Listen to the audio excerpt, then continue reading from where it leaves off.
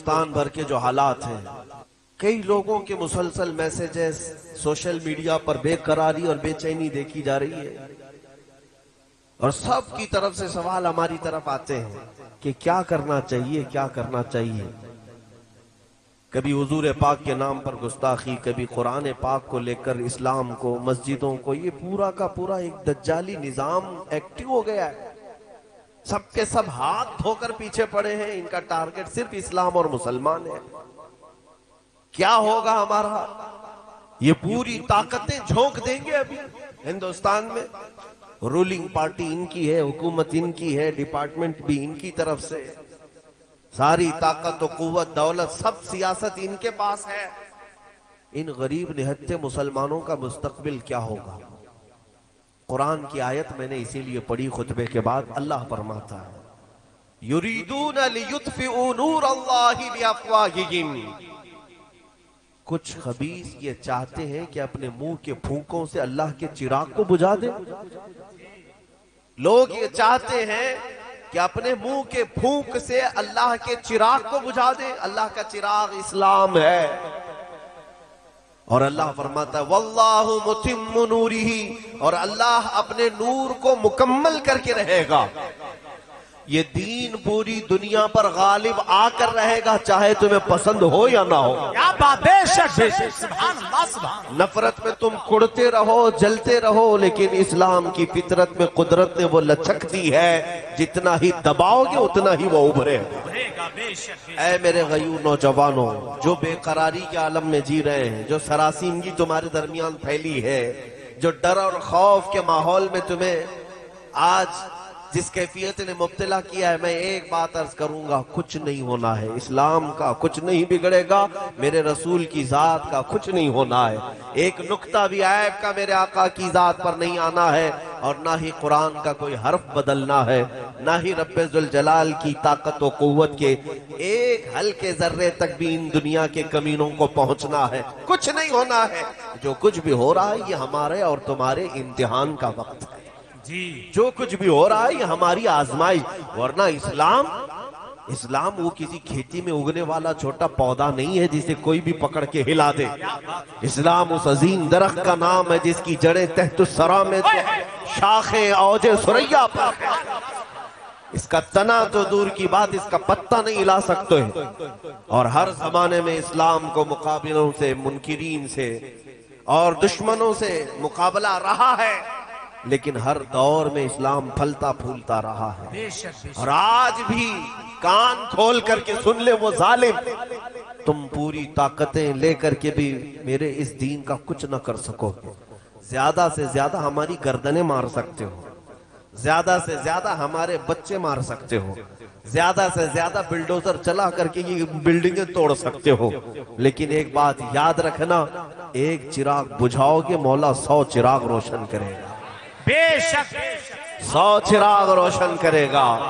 اور ہمارا معاملہ تو یہ ہے میرے عزیزوں، میں ڈر اور خوف سے تمہیں نکالنے کے لیے بات کر رہا ہوں۔ ڈر اور خوف سنیوں کو تو زیب دیتا بھی نہیں جی، اور جس کے نگہبان اعلیٰ حضرت ہوں اور وہ اپنے درس میں یہ ہم سب کو سمجھاتے بھی ہوں، خوف نہ رکھ رضا ذرا تو ہے عبد مصطفیٰ، خوف نہ رکھ رضا ذرا تو ہے عبد مصطفیٰ، تیرے لیے امان ہے، تیرے لیے امان ہے۔ نعرہ تکبیر، نعرہ رسالت، نعرہ غوثیت، مسلک اعلیٰ حضرت، کلام اعلیٰ حضرت۔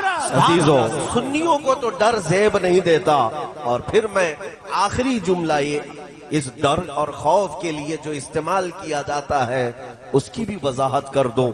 ہمارے بچے اب سنبھل چکے ہیں الحمدللہ۔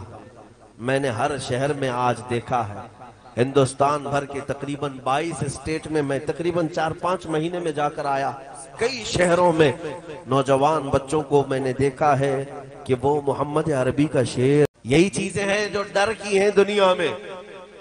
اے میرے عزیزوں، کیا آپ نہیں دیکھ رہے ان برساتی کیڑوں کو؟ کبھی مسجدوں کے باہر آ کر تلواریں لہرا کر، چاقو چھری دکھا کر ڈرائے، اور مجھے حیرت ہوتی ہے اس قوم کو یہ تلواریں لہرا کر دکھا رہے ہیں جو 1400 سال سے کربلا سنتی آ رہی ہے۔ اللہ اللہ اللہ اللہ الحمدللہ ہمارا ہر بچہ یہ جانتا ہے. تاج الشریعہ توجہ. تاج الشریعہ تاج الشریعہ تاج الشریعہ تاج الشریعہ تاج الشریعہ تاج الشریعہ تاج الشریعہ. زندہ باد زندہ باد. اللہ اکبر. بہت اچھا. اب آپ حضرات پوری تقریر سن لے, ہونے کے بعد سب ایک ساتھ نعرے لگیں. آپ لوگ نعرے زیادہ لگاتے ہیں اور ظاہر سی بات ہے سنیوں کے ہی ہاں یہ ماحول ہے کہ نعرے تکبیر اور نعرے رسالت میں ہمارے ہاں وہ اثر ہے جس کو اقبال نے کہا تھا. ہاں بات سچی ہے. وہ ہمارے انہی جوانوں کا نعرہ ہے جس کے لیے اقبال کہا تھا کفر دم توڑ دے گا ٹوٹی ہوئی شمشیر کے ساتھ. کفر دم توڑ دے گا ٹوٹی ہوئی شمشیر کے ساتھ, گر تم نکل آ جاؤ ایک بار نعرے تکبیر کے ساتھ. ہاں یہ ہمارے نعروں کا اثر ہے. میں جو بات عرض کر رہا تھا آپ توجہ سے سن لیں. دنیا کے پاس سب سے زیادہ ڈرانے کے لیے جو چیز ہوتی ہے وہ موت ہے. تمہاری موت, تمہاری پھانسی, تمہاری سزائے موت, یہی تمام چیزیں ہیں.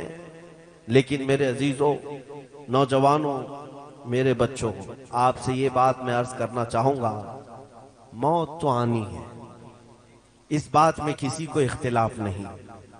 آج یا کل ملک الموت ہمارے گھر بھی آنے ہیں. پاؤں رگڑ کر کے اپنے بستر پر یا ہاسپٹل پر مر جانے سے تو بہتر ہے میرے مصطفیٰ کی عزت پر قربان ہو جائے. اس سے بہتر موت کیا ہو سکتی ہے. ہاں ادھر موت آئے تو سمجھ میں نہیں آتا کوما میں آئی کہ کینسر میں آئی کہ کس میں آئی, لیکن حضور کی محبت میں آئے تو اتنا تو پکا ہے کہ روح نکلنے سے پہلے سرہانے وہ ضرور تشریف لاتے ہیں, وہ ضرور تشریف لاتے ہیں. تو موت کا ڈر اور موت کا خوف اپنے سینے سے نکالو اور پھر ببانگے دہل یہ دنیا کو بتاؤ کہ اسے موت سے ڈراؤ جو جینا چاہتا ہے. جسے جینے کا شوق ہے اسے موت سے ڈرانا چاہیے. اور ہم تو روز رات اس انتظار میں سوتے ہیں کہ اگر روح نکلی تو میرے مصطفیٰ کا دیدار ہو جائے. ہم قبر میں بھی جاتے ہیں تو نبی اکرم صلی اللہ تعالی علیہ وسلم کے دیدار کی غرض لے کر کے جاتے ہیں. بہرحال جو بات میں عرض کر رہا ہوں وہ توجہ سے سنیں کہ اسلام کا کچھ نہیں بگڑے گا, قرآن کا کچھ نہیں. رسول پاک کی ذات کا حال تو یہ ہے, یہ ہزار بھونکتے رہیں کچھ نہ ہونا ہے, رہے گا یوں ہی ان کا چرچا رہے گا, رہے گا یوں ہی ان کا چرچا رہے گا. پڑے خاک ہو جائیں جل جانے والے, یا رسول اللہ تو گھٹائے سے کسی کے نہ گھٹا ہے نہ گھٹے گا, جب بڑھائے تجھے اللہ تعالیٰ تیرا. مٹ گئے مٹتے ہیں مٹ جائیں گے آدھا تیرے, نہ مٹا ہے نہ مٹے گا کبھی چرچا تیرا. حضور پاک کی ذات کا بھی یہ کچھ نہ کر سکیں گے, لیکن اتنی بات ضرور ہے کہ تمہارا اور ہمارا امتحان ہو رہا. یہ جو حالات پیدا ہوئے, اسلام ختم نہیں ہونا ہے, نہ قرآن کو اور نہ ہی رسول پاک کی سیرت کو, یہ سب برقرار رہیں گی چیزیں, لیکن تمہارا اور ہمارا امتحان ہے. ظالموں کو گردن پر ہمارے مسلط کیا جاتا ہے, دشمنوں کو ہمارے اوپر مسلط کیا جاتا ہے ہمارے امتحان کے لیے. اب ان کا انجام کیا ہوگا وہ تو دنیا دیکھے گی, لیکن اے میرے عزیزو اس امتحان کی گھڑی میں اب یہ دیکھا جائے گا کہ بغیر صرف اور صرف ٹوپی اور داڑھی کے نام پر مسلمان ہے یا پھر حقیقت میں اپنی جان سے حضور کے لیے قربان ہے. ہاں اب یہ سب آپ کو ایک سال کے اندر دیکھنا بڑے بڑے چہرے سامنے آنے لگ جائیں گے. یہ امتحان کی گھڑی اس لیے آئی ہے کہ یہ پتہ لگ جائے کہ اس جماعت میں کتنے کھرے ہیں اور کتنے کھوٹے ہیں.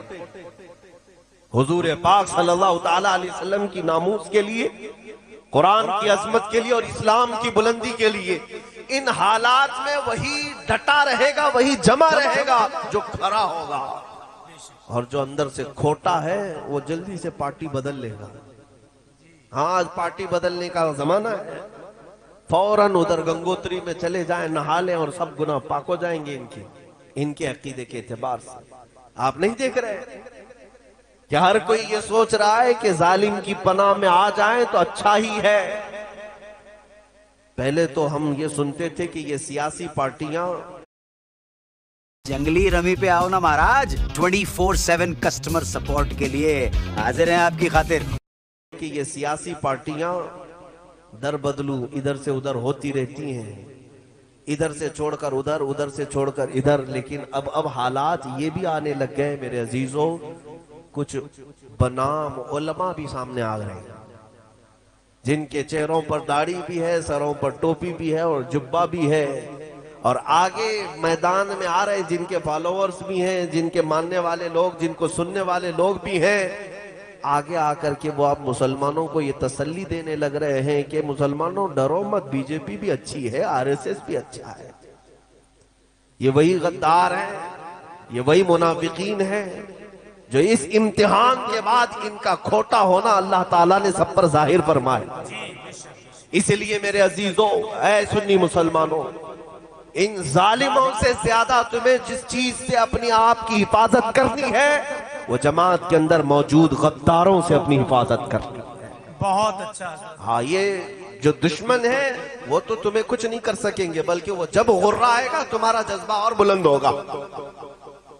جب بھی دشمن چھیڑ خانی کرے گا تمہارے جذبات اور بلند ہوں گے اور تمہارا ایمان مضبوط ہوگا, مجھے ڈٹا رہنا ہے.